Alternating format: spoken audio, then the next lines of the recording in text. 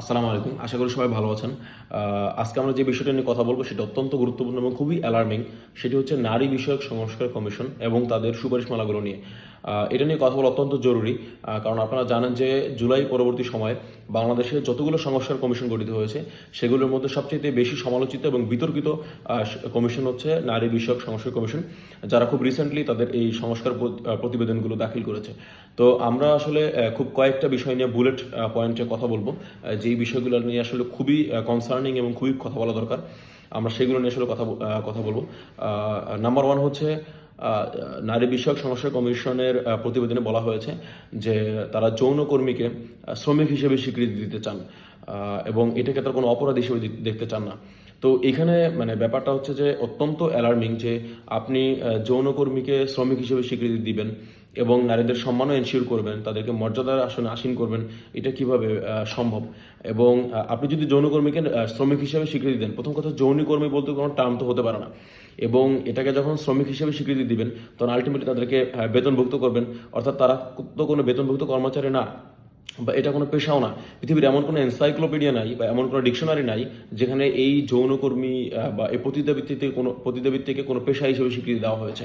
সুতরাং আপনি সেটাকে পেশা হিসেবে স্বীকৃতি তো দিচ্ছেনই, বরং এটাকে একটা শিল্পের পর্যায়ে নিয়ে যাচ্ছেন। তো এর মাধ্যমে আলটিমেটলি কী হবে যে আমাদের যে সোসাইটাল বাস্তবতা রয়েছে সেই বাস্তবতায় এই ব্যাপারটা তো কখনো অ্যাডজাস্ট করেই না, বরং আপনি এই যে নারীদেরকে বরং আরও হিউমিলেট করতেছেন। বরং আপনার এখানে সংস্কার কমিশন আসলে উচিত ছিল এখানে যে তাদের যে আপনি জানেন বাংলাদেশে যে প্রায় ড্রাগ অ্যাডিক্টেড বা নেশাগ্রস্ত মানুষ রয়েছে প্রায় 25 লক্ষাধিক। সেখানে যৌনকর্মী বা এই পেশার সাথে জড়িত রয়েছে প্রায় 1 লক্ষের মতো মানুষ। তো আমরা দেখি যে যারা ড্রাগ অ্যাডিক্টেড তাদেরকে পুনর্বাসনের অনেক পদক্ষেপ নেওয়া হয় গভর্নমেন্ট থেকে এবং তাদেরকে সমাজে রিহ্যাবিলিট করার চেষ্টা করা হয়। কিন্তু এইটা যতটা কঠিন তার থেকে সহজ হচ্ছে আপনি যৌনকর্মী বা যারা এই কাজের সাথে জড়িত রয়েছে তাদেরকে রিহ্যাবিলিট করা। সুতরাং আপনার উচিত হচ্ছে যে তাদেরকে রিহ্যাবিলিট করা, তাদেরকে আসলে এই পেশা থেকে ফিরে নিয়ে আসা।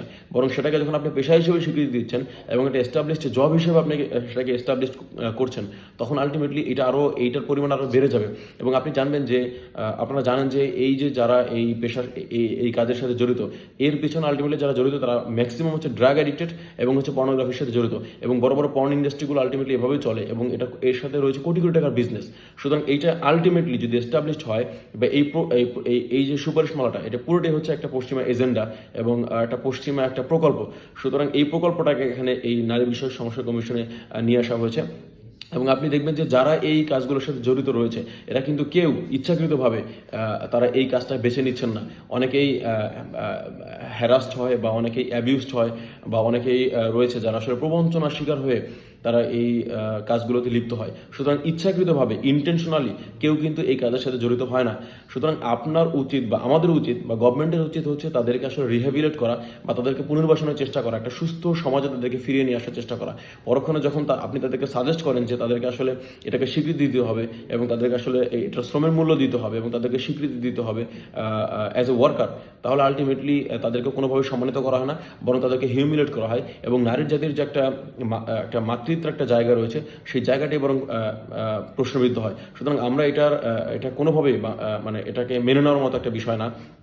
দ্বিতীয়ত তারা বলেছেন যে সম্পত্তির যে উত্তরাধিকার আইন রয়েছে বা মুসলিম উত্তরাধিকার আইন রয়েছে সেই আইনটার তারা হচ্ছে বাতিল চায় এবং সেখানে নারী পুরুষের সমান অধিকার নিশ্চিত করতে চায়।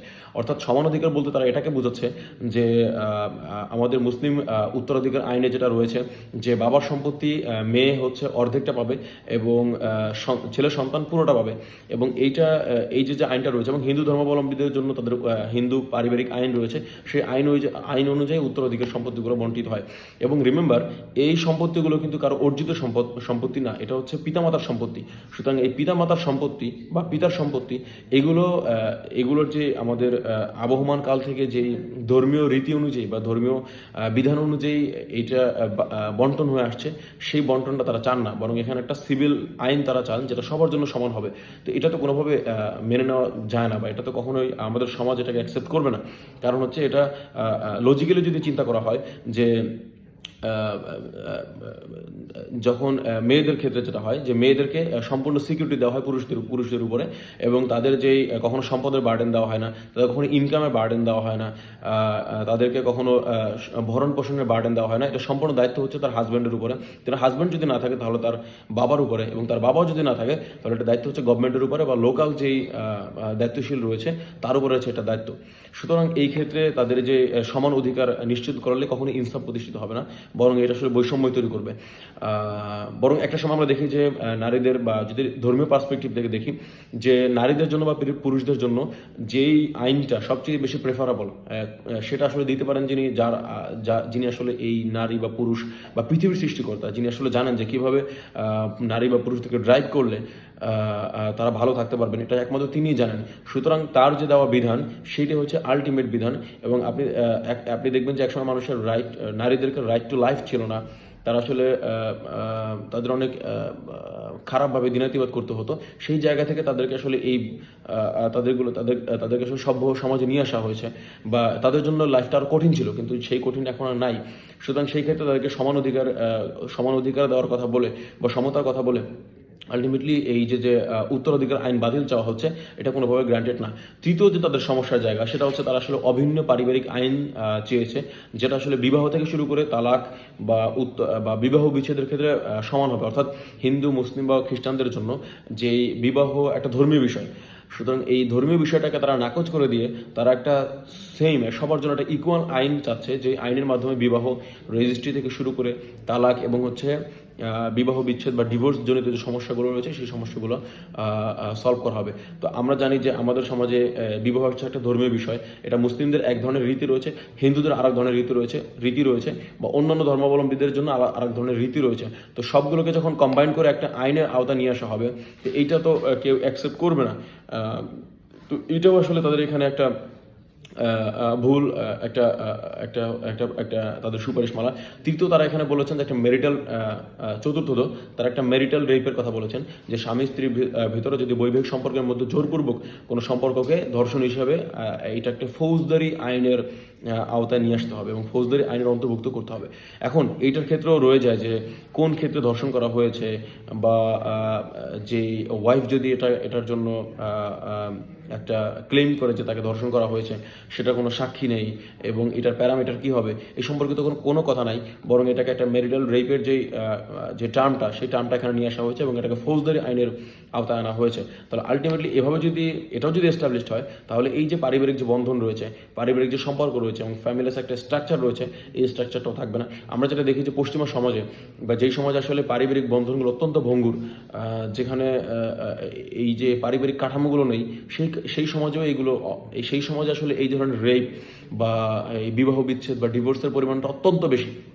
সুতরাং আমাদের সমাজে এই যে পারিবারিক সম্পর্কটা রয়েছে, পারিবারিক বন্ধনটা রয়েছে, এই বন্ধনটা মূলত হচ্ছে এই যে বিবাহজনিত যে সম্পর্ক রয়েছে বা পারিবারিক সম্পর্ক, এই পরিবার কাঠামোর জন্যই রয়েছে। সুতরাং এই কাঠামোটাকে ভেঙে দেওয়াটা আসলে কোনোভাবে যৌক্তিক কোনো কাজ হতে পারে না।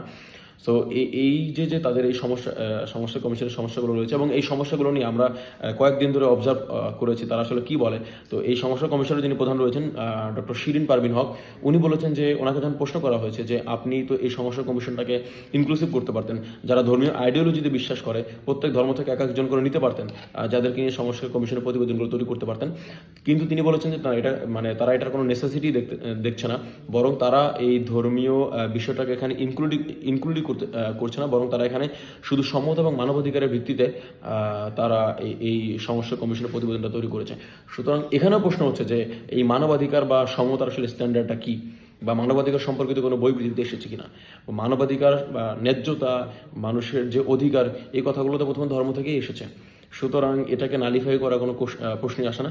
দ্বিতীয়ত, তাদেরকে যখন বলা হয় যে আপনারা এই ধর্মীয় বা পারিবারিক আইনগুলো রয়েছে, উত্তরাধিকার আইনগুলো রয়েছে, সম্পদের বন্টন আইনগুলো রয়েছে, বা বিবাহ সম্পর্কিত যে আইনগুলো রয়েছে, সেই আইনগুলোর ঊর্ধ্বে আপনারা একটা সিভিল আইন কেন চান?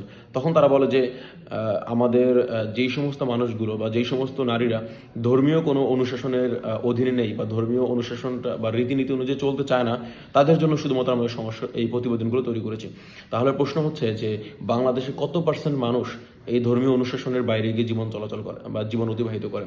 উপরে গেলে 3 থেকে 4%, কারণ বাংলাদেশের 95% মানুষই হয় হিন্দু ধর্ম বা মুসলিম ধর্ম বা খ্রিস্টান ধর্ম থেকে শুরু করে অন্যান্য ধর্ম দ্বারা ধর্মীয় বিধিবিধান দ্বারা তাদের জীবন পরিচালনা করে, অ্যাটলিস্ট বিবাহ বা অন্যান্য উত্তরাধিকার আইনগুলোর ক্ষেত্রে। সুতরাং তাহলে কি আমরা বলতে পারি যে এই সংস্কার কমিশনটা শুধুমাত্র 3% বা 4% মানুষের জন্য তৈরি হয়েছে? সুতরাং জুলাই পরবর্তী সময়ে জুলাইয়ের যে আকাঙ্ক্ষা, জুলাই থেকে কোনো নারী বা কোনো বিশ্ববিদ্যালয়ে পড়ুয়া কোনো মেয়ে এই জন্য তার রাস্তায় বেরিয়েছিলেন এবং তাদের জীবন বিলিয়ে দিয়েছিলেন যে তাদের জন্য এই 3-4% যারা ধর্মীয় বিশ্বাসে বিশ্বাসী না তাদের জন্য একটা প্রতিবেদন তৈরি হবে এবং এমন সব রীতিনীতি এবং এমন সব সুপারিশমালা তৈরি করা হবে জুলাই পরবর্তী বাংলাদেশে যে রীতিনীতির জন্য আসলে জুলাই থেকে জীবন দেয় নাই। সুতরাং তারা আসলে কিভাবে এই প্রতিবেদনটা তৈরি করে এবং এই সুপারিশমালাগুলো করে আমাদের বুঝে আসে না। আমরা স্পষ্টত দেখতে পাই যে এটা একটা পশ্চিমা প্রকল্প, যেই প্রকল্পটা বাস্তবায়ন করার জন্য আসলে এই সংস্কার কমিশনের মানুষজনগুলো কাজ করেছে এবং তাদের ভেতরে সবচেয়ে বড় একটা কোশ্চেন তো থেকেই যায় যে তারা আসলে এই সংস্কার কমিশনটা কোনোভাবে ইনক্লুসিভ ছিল না, ইনক্লুসিভ সোসাইটিকে কখনো এক করেনি বা কখনো তাদেরকে নিয়ে কাজ করে নাই। সুতরাং এই হচ্ছে সংস্কার কমিশনের, নারী বিষয়ক সংস্কার কমিশনের অবস্থা। আমরা কয়েকটা বিষয় খুবই অ্যালার্মিং হিসেবে দেখানোর চেষ্টা করেছি, যেই বিষয়গুলোকে অবশ্যই এই কমিশনের প্রতিবেদন থেকে বাতিল করতে হবে এবং দ্রুত এই কমিশনের যেই বিষয়গুলো আসলে সমাজের সাথে অ্যাডজাস্ট করে না বা আমাদের বিদ্যমান সোসাইটাল স্ট্রাকচারে অ্যাডজাস্ট করে না সেগুলো দ্রুতই প্রত্যাহার করা সমীচীন মনে করছি।